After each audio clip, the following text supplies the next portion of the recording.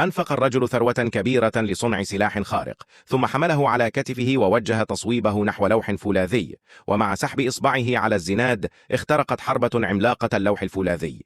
لم يكن يتوقع أن تكون قوة السلاح مرعبة إلى هذه الدرجة، ولكي يتمكنا من الإمساك بالكائنات الغامضة في أعماق البحر سارع الرجلان إلى ركوب السفينة.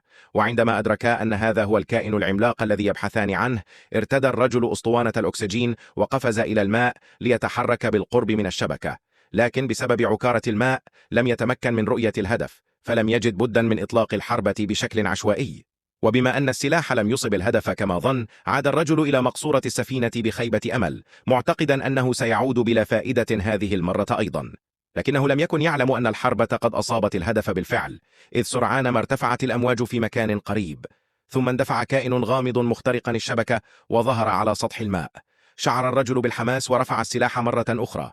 خمن، ما هو الكائن الذي أصيب؟ اكتب رأيك في التعليقات.